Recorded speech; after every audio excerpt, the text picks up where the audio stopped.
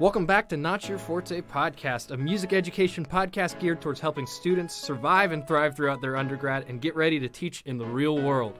I'm Eric Tinkler, a fourth-year music education student here at Kansas State University, and I'm joined by my fantastic co-host and lead of the music ed department here at K-State, Dr. Payne.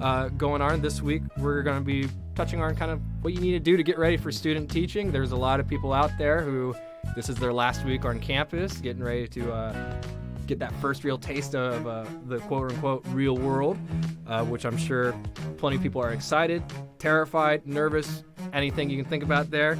And shout out and congratulations to those folks. That's a huge accomplishment and something that should be celebrated. So congratulations to all y'all out there. Definitely. And then after that talk, we're going to talk about just kind of making sure you can get through finals week without failing any classes, without dying, and without growing a caffeine addiction.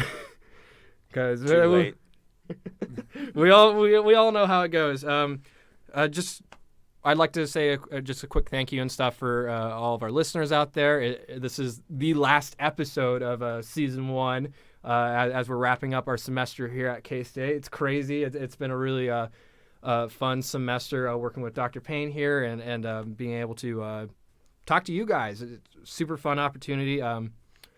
Once again, shameless self-promo as always. Don't forget to take a second, pause the podcast right now. Click 5 stars. Yeah, rate 5 stars, subscribe, whatever you use, leave a comment, review, whatever. Share with your friends, share with your enemies, just share with everyone because we like to think we're pretty cool. Sharing is caring. Anyways, Dr. Payne, it's been a while since we've chatted. How have you been? I've been all right, just staying busy and keeping everybody on track and hopefully helping others get ready for everything from finals to student teaching. We got our last placements completed this past week, so everybody knows where they're going to be, and so that's going to be exciting. And people are taking finals. I just got out of giving my last final in my graduate class that I'm teaching. So, it's that time of semester. We're everyone, as well as, and I think this is a good thing to also share with our listeners, is that the stress that you all feel as students, the professors feel just the same amount of stress and anxiety towards the ends of semesters for various reasons. This year our grades are due on Christmas Eve. And because our finals go so late, there's a quick turnaround for us too. So we work through some of those same anxieties and those same stressors, just a little bit differently, So if you haven't had a chance to thank that professor that has meant a lot to you or has helped you get through some of those times, I think that's a really, really great thing that you can do. And just send them a handwritten note. Handwritten notes go so far. Absolutely, and that will make their day and really give them the energy to push through, because it's just as stressful to grade 53 instrumentation projects as it is to actually go through and write one instrumentation project. Yeah. And not to say, getting on the nice side while they're doing the grade thing might not be the worst possible outcome, but that shouldn't be the main reason you're doing this. There's a lot of professors I'm genuinely thankful for. It's been a really fun semester for me, a lot of great learning opportunities. And a lot of stress. I'm not going to lie about that, especially my last 24 hours has included writing my music history paper, which I didn't start last night, the day before it was due, because it was due today. I started on the Monday of this week. It took me a lot longer than I thought it was going to, so I got to the library at 8 o'clock last night, and I left about 6 a.m. this morning. I got a 20-page research paper done over pretty fun topic. I talked about Fred Rogers and his television show and the impact he kind of had on the field of education overall, and some of his compositions he wrote for the show and everything. Really, really fun topic. A fascinating character. He's an amazing person and someone that deserves a lot of study. just because there's so much depth to who he was as a person and as a figure in the entertainment industry. I mean, it's Fred Rogers is definitely a worthwhile topic to investigate. And once you're done with all your finals projects and everything, highly recommend the movie with Tom Hanks. Oh my goodness, I went and saw it the opening weekend it came out. Really, really great performance by Tom Hanks, and just overall the story was fantastic and really accurate, actually, to Fred Rogers' story. Not that I'm an expert or anything, but I think I know a little bit now. But and I would also add that one of the interesting connections too is those of you that have grown up watching Daniel Tiger. I don't know if you all remember Daniel Tiger. Anyway, Daniel Tiger was actually taken from Mr. Rogers' Yep, one of the puppets that he used to use from all the way back before even Mr. Rogers' Neighborhood, back in his show, The Children's Corner, back in, I want to say the 50s is when it was. Mm-hmm. But anyways, so if at all during this podcast you hear any kind of like yawning or anything, or I start kind of getting a little loopy, we're going to just make sure that Dr. Payne might give me a little pat on the shoulder. We're gonna get through it. We might get a pretty fun experience today. But anyways, let's kind of dive right into our first topic. This is something that it's crazy to me that it's gonna hit me in a year. But like prepping for student teaching, I have so many friends right now who have been working their butts off in getting all their assignments done for your music education course and Dr. Gergel's courses, and just really nervous, really excited, really like unsure of kind of like the next step, because they're leaving campus. Right, and a lot of that is we struggle at that point with what we call our identity, because we're crossing over from this idea of being a full-time student to becoming a teacher, and that's a really difficult transition. Because you're going from the person who has always had to turn in assignments to the person to whom assignments are being turned in. And that creates this internal struggle. And one of the biggest questions I always get during student teaching is, well, what is our assignments? Well, here's the deal. Yes, we're going to have you do some things along the way to help you develop as a teacher. So we've got professional development activities that are built along the way. But your main job is to become a good teacher. Take as much of that experience as possible. So it's going to be a vastly different experience than you've had so far, because there isn't going to be okay, turn in a paper, now we're going to give you a grade on it. It's, all right, you've got to have a lesson plan for 7th grade beginning brass tomorrow. If you don't have a lesson plan going in, it may not be the most constructive use of 50 minutes in your entire life. Yeah, I feel like students will know right away if you're not prepared. Oh, absolutely. They smell blood in the water. And when they do, they go after it, which is fine. But it's no longer doing an assignment to get a grade. Right? Mm-hmm. It's much more practical. So my biggest piece of advice going in is don't look at student teaching as a class. Look at student teaching as professional development. You have to go in expecting that, you are the teacher. And the great thing about this is that failure is allowed. And what I mean by that is you need to be able to try these different ideas. Mm-hmm. You've got to try the different lessons that you have in your head that you think would be really effective. And, 9 times out of 10, they may not work the first time. They may not work the second time. But I guarantee you, if you continue making those tweaks and you figure out where it needs to be changed and where it needs to be improved, and you're very reflective about how you approach it, then the 3rd or 4th time you teach it, it's going to be spot on. And so I think spending a lot of time understanding that it's no longer completing a lesson plan to get a grade. It's you're mm-hmm. completing a lesson plan to make some 4th grader a better musician. And that is one of the hardest steps to take, is because now the people aren't looking at your lesson plans and giving you a grade. you've got 10-year-olds on the other end of that lesson plan that they are engaging in music in a new way that day, and you're the person that's getting to lead them And through that's that. your evaluation is seeing the progress these kids are making as you're teaching. You're not getting grades in the form of since like normal school that you've been going for however long in your life. It's real progress in which you're beginning to see in students, and you talked a little bit about how there's like a kind of shift in mindset. I've been reading through Carol Dweck's mindset recently, and just the idea of kind of making sure you shift away from that fixed mindset and continue to go and stay in a growth mindset when it comes to not being afraid to fail, because I I'm sure, and most things I've tried for the first time, it doesn't go very well. Well, and really, I would argue, your first 3 years of teaching, don't take anything that happens personally, and don't expect it to all be candy and roses. Those first 3 years are going to be really difficult because there's going to be a lot of times where things just don't work out like you planned.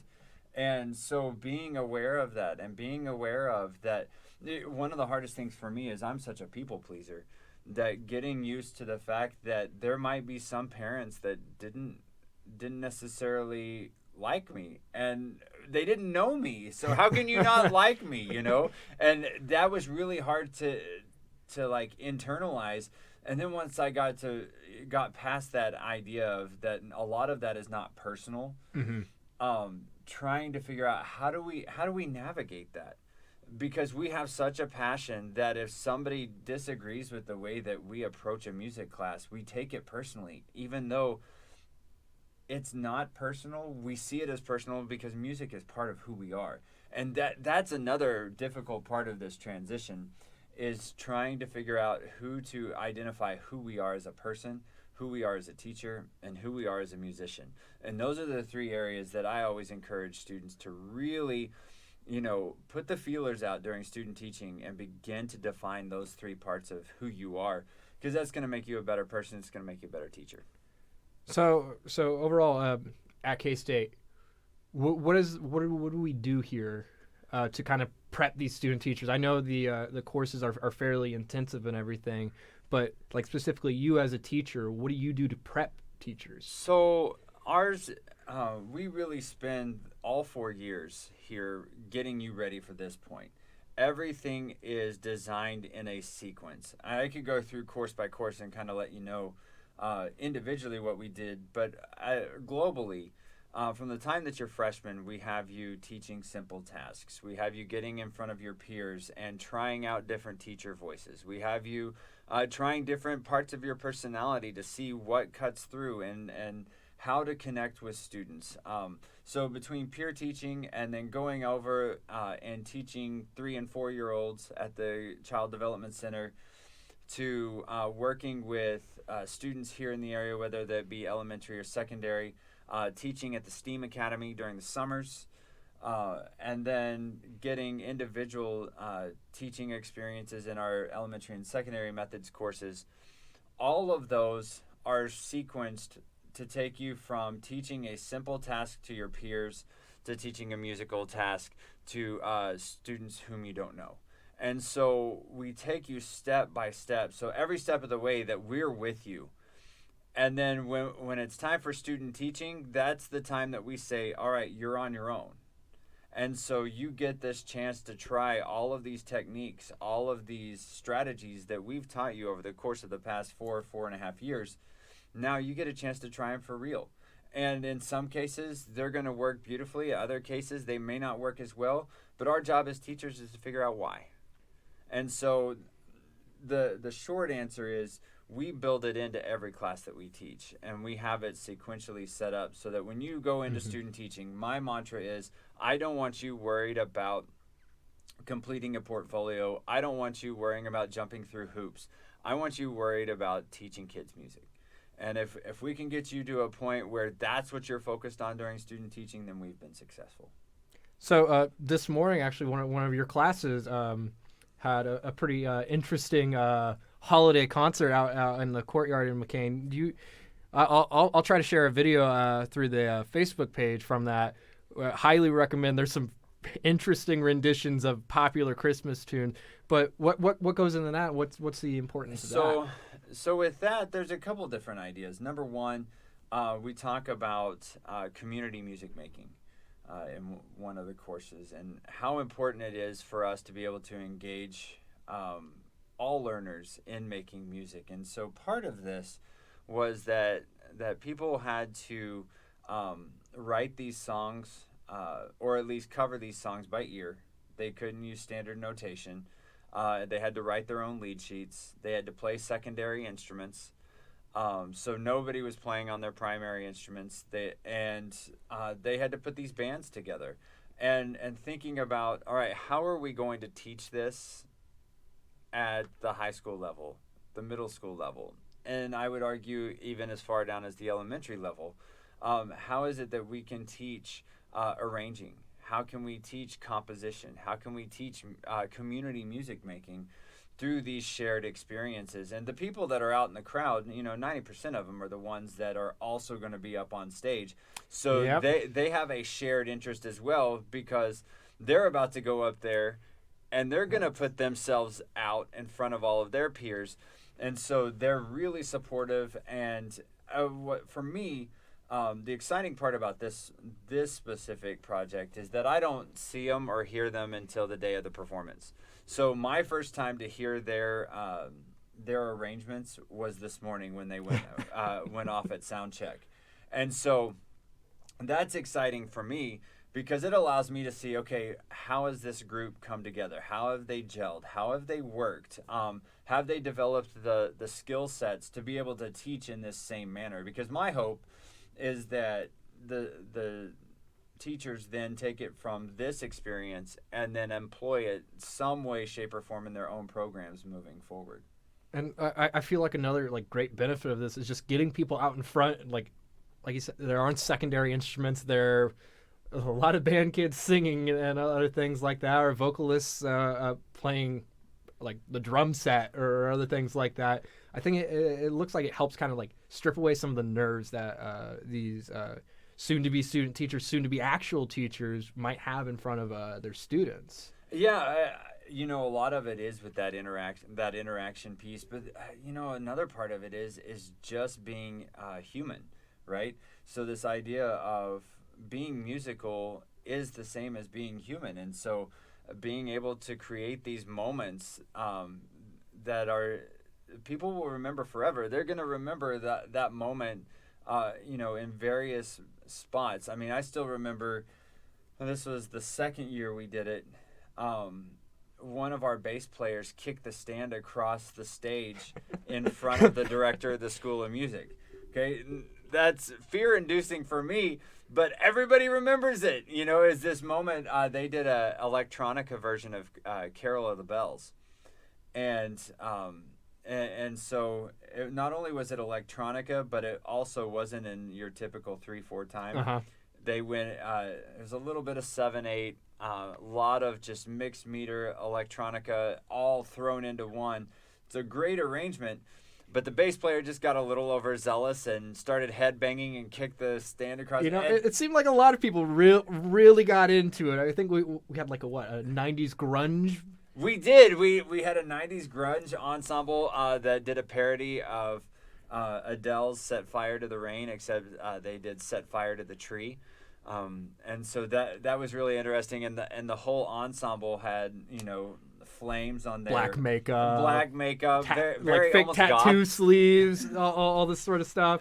I mean, they all bought into the show, and part of that is showmanship. And so one of the things that we talk about in that secondary methods course is we talk about music for all, but what does that really mean, and how are we going to teach that in our classrooms, and how could we teach modern band, and how could we teach some of these instruments that students are accessing all of the time? And one of the things we'll look into as well is digital music production, so using of GarageBand. And I'd love to expand that next year, of being able to use a lot of the digital audio workstations to do a lot more of the interesting covers and coming up with these various sounds. just having students compose that. Yeah, and I think that this year more so than any other, we had a lot more that did their own personal covers, which was exhilarating for me, because normally I hear people try and redo what other people have already done, and this year I don't think we had one that redid the make or a cover of another pop artist. It was literally their own take on all of the Christmas classics, and it was fascinating to me. Yeah, and just like one final note, it's hilarious. The faculty. This is like some people's favorite day of the year. There'll be a whole bunch of faculty that come out to watch, and kind of some of them like to mess around a little bit. The percussion professor here got out some bells or whatever, and was playing the bells along with a couple of the bands, and it's. Well, and we also have a faculty ensemble that they haven't made an appearance. I was sad. Unfortunately, this year we weren't able to get everybody together. So our faculty band is called Lounge of Mediocrity. And we've done everything from the Christmas song from Saturday Night Live. Christmas Time is Here with Horatio Sands and Jimmy Fallon, Chris Kattan, and Tracy Morgan. Shout out to them. That was a really, really funny skit. We covered that. We also covered Wham's Last Christmas. So next year, we'll see what happens. I've got one in the works. We need an appearance. I know, and we do have one in the works. I'm working on. We'll share it here so that all of our Not Your Forte podcast listeners can be the insiders. Exclusive right here. That's you have to pay for this type of information usually, but you're getting it here for free. Now for free. Is that I'm currently working on an arrangement of Old Town Road, but from the perspective of Santa. And so we're going to take our reindeer to the Old Town Road because we can't fly no more. And we got our presents in the back, naughty list attached, all that good stuff. So you could just hear it like emerging. I just didn't have the chance to get everything mixed exactly like it needed to so that I could pull it off. So maybe right next here, December. do you guarantee by next December that we will have that out? There's expectations now. Absolutely. I'm working on that, and I'm actually working on the choreography too. So it's gonna be it will be epic once it happens. So we will get a video, and it will be amazing. Absolutely. So and Eric will be participating in that that concert next year as well. So all right. So kind of going on. I've been chatting and kind of like polling some of my friends, people who are getting ready to student teach this next semester about kind of like big concerns and worries they have, and it's a very kind of spread out spectrum of like what their concerns are. So we're gonna kind of like cover a little bit of them and like see what maybe like we can talk about to alleviate some of these concerns or some of them might be pretty valid, and it's okay to worry a little bit sometimes. It's just part of the growing experience. You might never fully know, but it's part of the fun, right? Absolutely. So one interesting thing to me was one of them talked to me. They're very concerned about like social media interactions and stuff because they've heard horror stories of like students like figuring out their social media and things like that. And like messaging them things that might not be like appropriate by any means and stuff like that, and just kind of like how to avoid that and how to not be in that situation. One of the things we talk about is, you essentially have to really change your privacy settings to a point where you really only want to be visible by your friends and family. Outside of that, I would highly suggest keeping up those privacy settings, only because you don't know who's out there watching. You don't know how they're going to have access to, whether it be pictures on your site, profile pictures, anything that could jeopardize the security. You want to have you do want to have control of that. I would also say monitoring your posts. Mm-hmm. Because whether we like it or not, we are an ambassador for the school with whom we work, or for whom we work, and so, being judicious and thinking twice before hitting send. I'm not saying that you can't post things on social media. I'm just saying you have to be very judicious with how you decide what gets posted and what doesn't. The other thing that I would say is that is an absolute no-no is to accept friends from anybody that you're teaching. Yep. And that was a rule. You know, social media started to emerge a little bit as I was leaving the classroom. And, you know, our rule was that they had to graduate before they were allowed to request. And if they requested us before, they sat in friend purgatory until after graduation. And then at that point, we would go through and we would accept. But they couldn't be our students. We wouldn't have students as friends. I think that's something that you have to weigh very carefully. Me here, I do accept students as friends only because I use social media in several of our courses. As a means of communication, as a means of storing information that we use. We do a lot of Facebook secret groups. Yeah. And then it's funny because I don't share my Twitter a lot. And so people are always surprised to know that I've got a Twitter account. And so people will then jump on and follow. I'm not very interesting when it comes to Are you plugging Twitter. your Twitter on the podcast? Oh, I feel there's but saying no, I'm not. But I honestly, I'm not that much of a fun follow. I do enjoy following certain people. Like Not Your Forte podcast. Not Your Forte podcast. That's a pretty good follow. That's exactly right. If you're not following, you definitely should be. Shameless plugs. Exactly. You know, but there are great follows out there in terms of news, in terms of sports and music and musicians and a big thing that I've kind of started doing lately in terms of like my Twitter or Instagram or even Facebook is I'll go through to like the older posts or tweets or whatever and kind of just like the way I see it, anything older than a year, I pretty much I'll go through and I'll just delete them all because at that point no one's going to look at it anyways. But if there's anything that younger Eric might have posted or whatever that was stupid, which was probably a lot, I go ahead and just like into oblivion.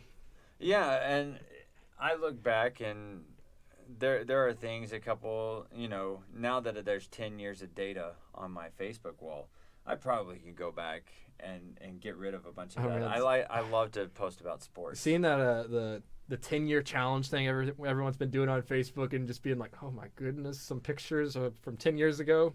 Right. Yeah, and I don't like to do that because I don't want Facebook to Facebook profile me. So, you know, face profile me. So that's good.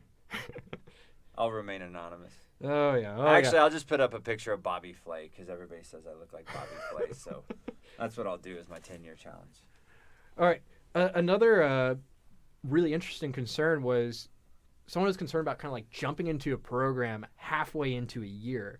They're talking about kind of how at this point the program's pretty established and everything, and the students have gotten into a comfortable routine and everything, but jumping in like during the spring semester or whatever, just coming after winter break, it's like, oh, hey, I'm here now and I'm going to teach you. Just kind of figuring out how to like connect with those students and really try to make an impact to them. I think a lot of that has to do with what you do outside of the classroom. Getting to know the students is going to be really important. Talking with students, seeing them in the hallways, getting outside of the music classroom, walking around, calling them by name, and really making sure that you connect with them so that they can see that, one, you're an actual person, but that you see that they're actual people too. And I think that's really important, especially jumping in midstream, because that is very difficult. The other thing that I would say is if you get the chance before school starts or before your semester starts to get in there to visit with the director about procedures and all of those things, or if you're able to observe them in some way, shape, or form before actually setting foot in there officially, just so that you can get a feel for what the day-to-day routines are. The more that you can ease that transition, the easier it's going to be for you, and the students will be more receptive to that as well. Okay, kind of one more that I found kind of something that I worry about and stuff when I'm going to go and teach is it's kind of the reverse, but I had someone who's from a larger school district, from like the Kansas City area and everything, and their placement is in a more rural area, and they're kind of concerned about making that adjustment. What would you recommend in terms of making those adjustments to a completely different setting? As far as making the adjustments, kids are kids, students are students. Okay, what you have to be more aware of is the environment in which that school exists, right? So spend some time in the town, spend some time getting to know the community, because if you can connect with the community, connecting with the school will become second nature. So spending some time just in town, getting used to the pace, getting used to the flow. It's great to have those experiences because there's no guarantee where we're going to get our first job. We may end up in a small town of 250 and we grew up in Johnson County. And that could happen. You could grow up in Colby and end up taking a job in USD 259, which is Wichita, in an urban setting. Both of those both directions are going to be shocks to the system, right? And so understand that great teaching is great teaching, and it's all about connection with the students. Where the difference is in how we interact and how we acclimate ourselves to the community and how we open ourselves up to the community. Okay, so just kind of wrapping up on the student teaching thing. It's crazy to me to think I'm on a 5-year plan here, and so a lot of the people who I came here freshman year with that are on 4-year plans, they're going out there and they're student teaching now, and I can just think back to how quick everything went from freshman year and all the way to now, and to think that's going to be me next year. I'm going to be the one stressing, worrying about getting ready to student teach and everything, and just know your college experience just goes by a lot faster than you think it does. It's hard to explain that to freshmen. We just finished up prepping for our intersession observations. So for our listeners, between their fall and spring semester, their freshman year, we do 40 hours of observation and limited teaching during the freshman year. And then I always tell them when they get back that first week, I said, you're going to close your eyes once and you're going to be in 670 getting ready to student teach. It goes by so quickly. So you have to mentally slow yourself down. You can't look semester to semester and say, okay, if I can just finish this semester, I'm going to be fine. Because enjoy it. Yeah, you have to enjoy this process, and you have to be open to the process. Every class that you take is a learning opportunity, and don't wish the ends of semesters to get there because you're stressed. Because the faster that you wish those things to happen, the quicker it's going to go, and you're not going to realize how fast it went. And there are moments where, I finished in 4 years, and I think there are parts of me that wishes that I would have gone a little bit slower, because it went by so fast that the connections I made in college were much stronger and much more profound than those that I made in high school. But I think, and still to this day, I talk to more people from my college career than I do from when I was in high school, and it's not because we were better friends. It's because the connection was different. But I wish I would have spent a little more time really fostering that a little bit more. And I did fine in terms of grades. Grades were never an issue. But part of this is developing community, and so sometimes I think we can lose sight of that. Yeah, very, very well put. So, kind of, we mentioned end of the semester comes faster than you think. With the end of the semester, it means everyone's favorite 2 weeks, dead week, which is a total lie, and then finals week, which can be really nice or can be really not so nice. Right. So in terms of like looking at your finals week, the first thing I highly recommend is look at your final schedule for younger students and stuff, or for if you have teachers who aren't as communicative. Your final schedule, it's different every university. There should be some matrix or something online to where you can find the time in which you have your final. That's very important. Triple check that, by the way. Don't want to miss your final. Yeah, so shout out to Dr. Segrist. He was my, this was, let me think, instrumentation and arranging course. And back in 97, 98, somewhere around in there. I was born in 98. Yeah, there we go. So, I thought it was at 12:30. It was at 10:30. So I came in 30 minutes early, noon, going, all right, I'm on time. Dr. Seegers, check it out. And I look up, and everybody's still taking their final, and he's sitting at the front of the room. And he was like, Mr. Payne. I'm like, he was like, this started at 10:30. Are you serious? And he was like, yep, you've got 20 minutes. Here you go. Woo! So I had to do an arrangement in 20 minutes of a piece of music and put it all together. I'm sure it was masterpiece. Well, I got a 97.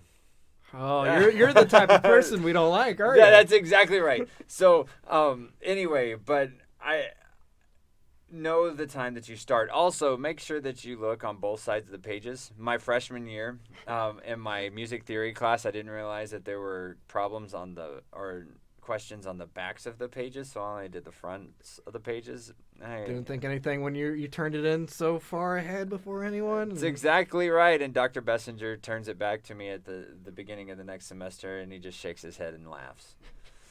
And it's like, Mr. Payne.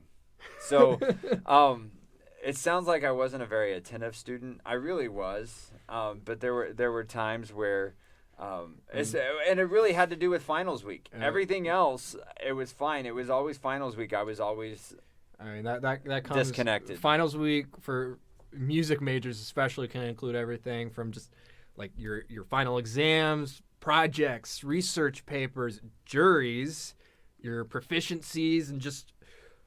And this goes back to our very first podcast of preparation. And one of the things that I share every year every semester with our students is I say, go through the syllabus. Mark in the due dates now and work your way backwards. Yeah. That's a lot easier to say now. And it's a lot easier to say at the beginning of a semester. But we have to hold ourselves accountable. And we have to, again, this comes down to prioritization. And if we will just take the extra 15 minutes to do that at the beginning of the semester, it can be helpful. Even though we know, okay, I've got to get this done. So we know that things are going to get pushed back. So my biggest thing is whenever you're planning out, plan a little bit of extra time in there so that you have some wiggle room to push back. Because, 90% of your professors are going to follow the syllabus.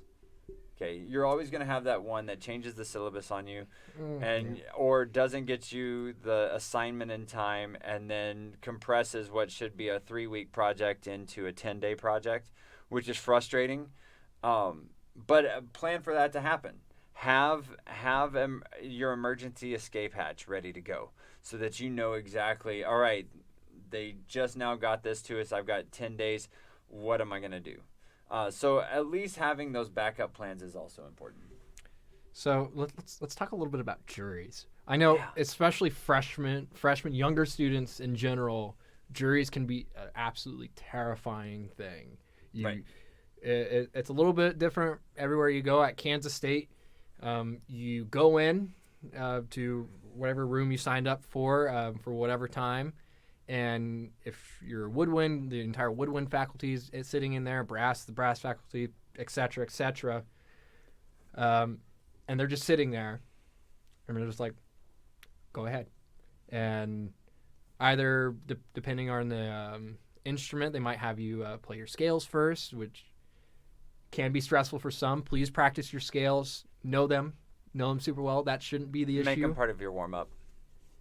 And then they'll ask you either play an etude, play a prepared piece. It can be anything. And I know freshman me going in, like, knees shaking, just I added a lot of vibrato. Right. And I think that's normal for everybody. And the biggest thing that I would say here with juries is preparation is 9/10 of the battle. Yep. Because you can't combat nerves, right? And if we can catch this before everybody's juries, one of the things I would do is get into a routine.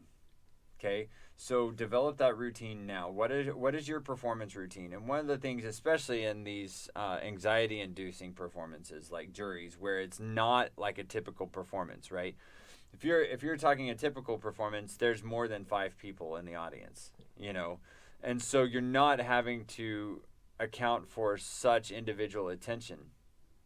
So one of the things that I always say is, I like to eat a banana ahead of time, 30 minutes before the performance. That potassium lowers the adrenaline a little bit. And so you're not as nervous going in. Stay hydrated. Many people during dead week, finals week, do not drink enough water.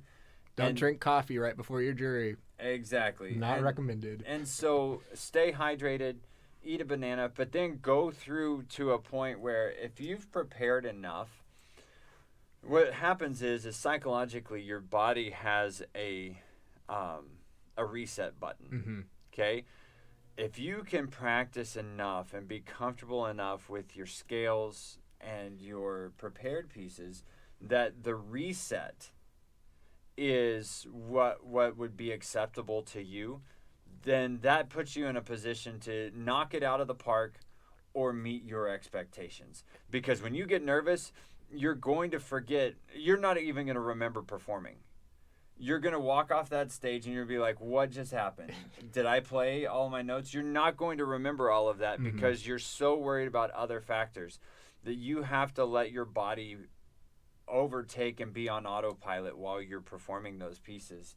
And so I always say over-prepare to a point that if you get nervous and that happens, that you are comfortable with where that natural reset. And I'm going to say another big thing during jury week. Usually at this point, ensembles have been done rehearsing and stuff. So a lot of times people's chops get a little bit out of shape because they're not playing the same amount they have every day. So kind of be aware of that after like your final concerts and stuff like that, and keep up the playing and practicing to that same amount. So you don't want to be in your jury and halfway through your piece is the chops start kind of giving out. Put together a chop community. Every Tuesday morning, get together at 7:30 and do warm-ups.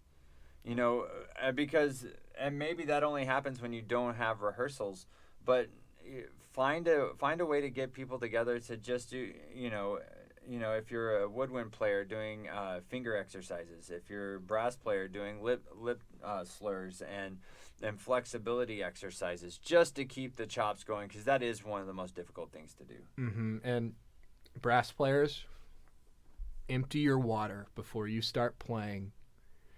Sometimes those rooms are cold. Sometimes it builds up. Condensation.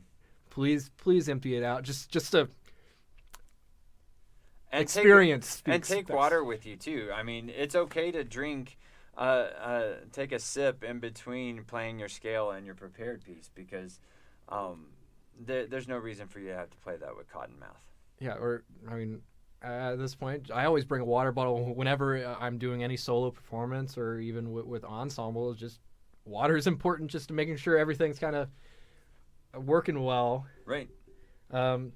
So going on past juries and everything, then we have final exams, and cramming is not going to be your best option ever.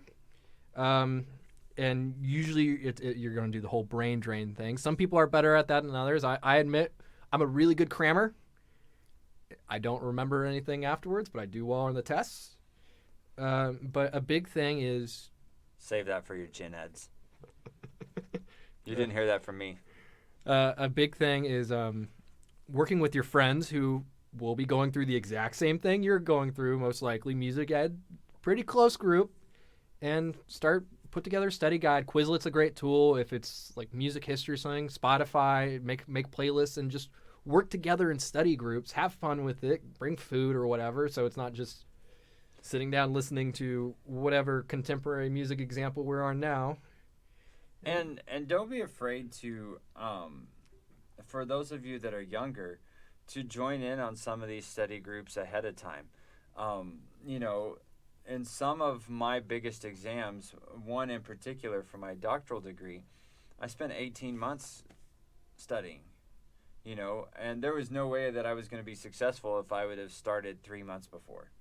I mean, so the fact that how extensive the listening is often in history classes, be a part of some of those groups even before you're actually taking the class. It doesn't mean that you necessarily need to always do the same amount of work, but just being a part of it and listening and becoming aware, hearing what others are saying about it, gives you a better feel, for that information. The other thing that I would say is bring it up as ways to talk with your professors, because I know I can always tell when it's quiz day in History 1 or History 3, just because eyes are half open because they've been studying all night, or if there's a listening exam, I can always tell by body language, and so I'll say, all right, tell me, what are you guys studying today? And so they'll tell me some names, and I'm like, all right, tell me about this person. What did you find interesting about this person? And okay, well, how do you know their music? What is their hallmarks? And being able to have that conversation is just fun for me, because I'm a history nerd, but it helps them out. So don't be afraid to ask your other professors. Just say, hey, we're doing this. What do you know about blank? And I strongly, like with any final exam, this goes back to checking your syllabus. Know how much it's worth. Right. Because there's going to be some classes to where the final exam's just going to be weighted as any other test or anything, and this goes into prioritizing what you're wanting to work on most. But like my History 3 class right now we're in, the final exam's worth 25% of the grade. So I'm like, okay, I need to make sure like I've started studying for ahead of time, ahead of finals week and everything, because I'm like, this is a pretty big chunk of my grade as to opposed to another class I have to where the final's only 5% of the grade. So it's like I'll spend a little bit more time on History 3 than this other. I'll still spend time on it, but it's all about establishing your priorities. Absolutely. Prioritization is the biggest, and I think that's what we have to be most aware of. And then, so besides final exams and juries and everything, a lot of professors love assigning big projects or final papers, as I have been in for the last 24-hour marathon. And with it, know yourself. Know if you're a good writer. Know if you're not. And kind of know the resources available on your campus, whether it's your friends or whether there's some like research assistant or anything with your library or a writing center. Super helpful. I'm not the best writer, and it usually takes me a little bit of time to kind of like get through things. So these resources, I'm really glad that I started it before last night. Emphasize that I did indeed start it before last night. Just a slow writer. Big key. I recommend this. I just found this out. Making an outline, the thing you did in high school that your English teachers made you when you had to write a paper, is actually helpful. And I think that's good for any project. It's so helpful. The idea of an outline on any project will help with the timeline and getting things done, because then you can break it into small chunks. If you're trying to do those projects in one fell swoop, it's really difficult. It gives you a good idea of kind of direction instead of aimlessly typing and being like, I'm just figuring it out as I go here. It's like, okay, I got this section. Okay, take a little break. Take this next section and keep it going and keep the creative juices flowing right there until you finally hit the last little keys on the keyboard. Right. And then you print the paper and then you celebrate accordingly. Absolutely. And don't let finals week become bigger than what it actually is. Yes, it might be a big portion of your grade, but in the end, from a professor's perspective, I'm just wanting to see what you can demonstrate that you've learned this semester. Mm-hmm. You know, I just got finished giving a final in Intro to Research in Music Education. And, you know, they go through, and the way the questions are written, I want to hear them think aloud. And, all right, here's why this is not the answer. Because if I can hear their reasoning, then I know that they've internalized the information much more than just selecting the right answer. So part of this process is not so that we can see how much you don't know. It's so that we can see how well you understand it. Mm-hmm. And just a final note kind of on finals week is make sure that you carve out a little bit of time to take a break, drink water, eat food, sleep. Sleep's important, and just kind of relax. I mentioned at the beginning of this podcast, and I've talked a little bit about my paper that I've done is over Mr. Fred Rogers, which really fun topic if anyone ever wants to look into that. Super fun. But kind of big thing he advocated was just having just like little moments to yourself. It'll be a little weird, but we're gonna go ahead. We're gonna try that real quick. We're gonna have 10 seconds here. I'll keep track of the time. Don't worry. And just kind of take a breath, relax.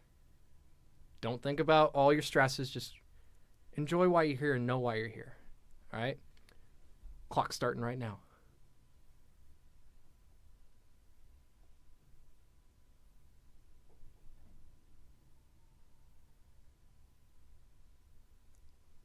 And like that, we all magically feel better, right?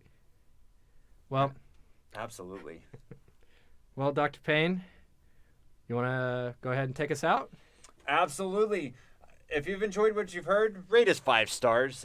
Leave us a comment. We want to be as helpful as possible in this podcast for you all. So send us questions at our email, notyourfortepodcast@gmail.com. We'd love to be able to answer some of your guys' questions that you might have. Absolutely. So we want to be as helpful as possible. But again, rate us as 5 stars so that we're easier to find. And subscribe, click subscribe, share with your friends, let them know what all's going on. Because we really feel that, part of, again, music is community, and music education majors are a community and a group amongst themselves. And I think the best way for us to support is to support each other. So rate us 5 stars, check us out, subscribe. And we are going to take a short hiatus for winter break. We've got bowl games and a lot of other things happening. So we will be back the week sometime of January 20th. January 20th. So somewhere around in there, probably January 23rd or 24th, will be our next published podcast. So make sure to follow us on our social media if you just want to make sure that you don't miss any of the podcasts. And if you're kind of feeling a little bit deprived over winter break, there's no issue with re-listening to a couple or showing it to your family. I know your mother might be super interested in the super cool music ed podcast you found. I mean, I'm not one to judge. Just share it. It's fun. Absolutely. Have a great break, and we'll see you all on the other side.